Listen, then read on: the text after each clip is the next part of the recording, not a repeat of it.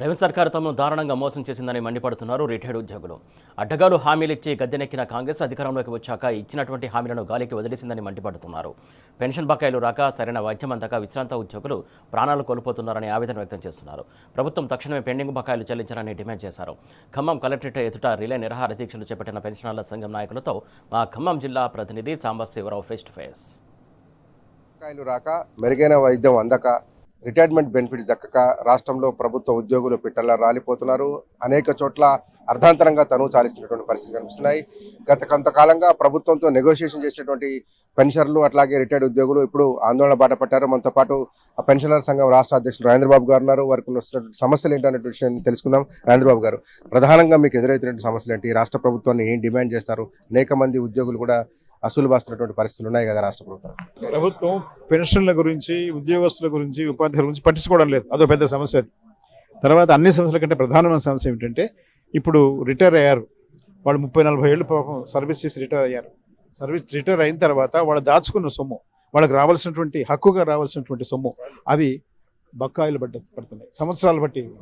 దాంతో చాలామంది ఏవో ప్లాన్స్ పెట్టుకుంటారు. రిటైర్ అయిన తర్వాత ఈ పిల్లల పెళ్లి చేయాలని చెప్పేసో, లేకపోతే ఇల్లు కట్టుకోవాలనో ఏదో చేసుకుంటూ దీనికోసం. అయితే అవి చెల్లించక మనోవేదనకు గురయ్యి హాస్పిటల్ పాలయ్యి, ఆసుపత్రి పాలైపోయి చనిపోతున్నారు. ఇది చాలా దారుణమైన విషయం. ఇంతవరకు అసలు ప్రపంచ చరిత్రలోనే ఇది కొత్త రకమైనటువంటి సమస్య ఇది పెన్షనర్లకు. కాబట్టి ఇమ్మీడియట్గా అంటే నెలకు 700 కోట్లు ఇస్తాము అని చెప్పేసి పై మాటలు తూతూ మంత్రంలాగా చెప్పారు. కానీ ఆ 700 కోట్లు సరిపోవట్లేదు. 700 కోట్లలో అసలు ఒక 100 కోట్లు కూడా పెన్షన్స్ రావట్లేదు. 600 కోట్లు వేరే లెక్క కింద వెళ్ళిపోతున్నాయని మాకు అనిపిస్తూ ఉంది. కాబట్టి ఇది ఒకటేసారి ఏకమొత్తంగా చెల్లించాలి అందరికీ కూడా. దాదాపు ఎంతమంది? ఒక 15-16 వేల మంది ఉంటారు అంతే. వాళ్ళకి కావాల్సినటువంటివి ఒక 15-16 కోట్ల కంటే ఎక్కువ, 1000 కోట్ల కంటే ఎక్కువ కాదు. కాబట్టి ప్రభుత్వానికి అది పెద్ద భారం కాదు. ఈ జిల్లాలో కూడా అనేక మంది విశ్రాంత ఉద్యోగులు ప్రాణాలు కోల్పోయారు. కొంతమంది వైద్యం అందక, కొంతమంది డబ్బులు లేక. ఈ పరిస్థితి నుంచి గట్టెక్కాలంటే ప్రభుత్వం ఎలాంటి చర్యలు తీసుకోవాలి? చనిపోయిన కుటుంబాలను ఎట్లా ఆదుకోవాలి?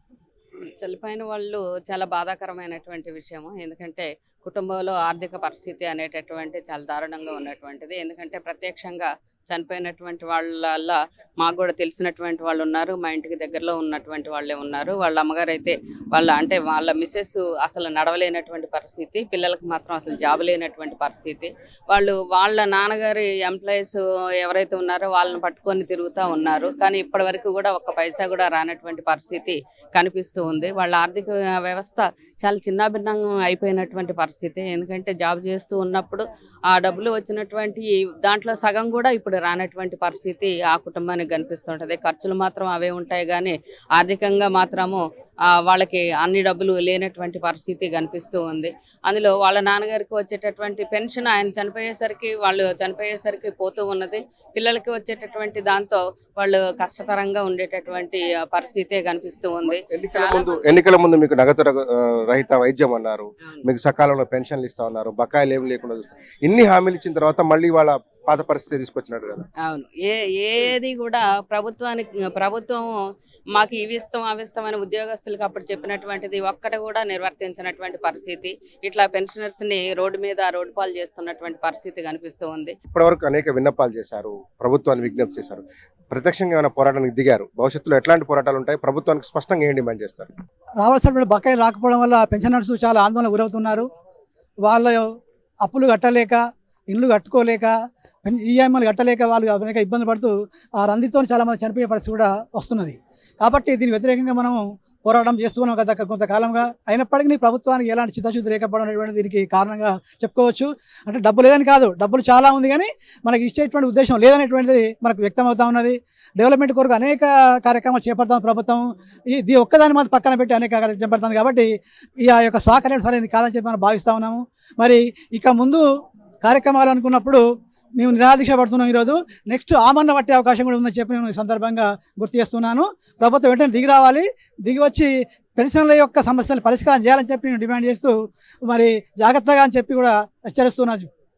Thank you so much sir. ఇది ప్రభుత్వం చెల్లిస్తున్నటువంటి బకాయిలు అందించడంతో పాటు నగదు రహితమైనటువంటి వైద్యం అందించాలని చెప్పి వాళ్ళు డిమాండ్ చేస్తున్నారు.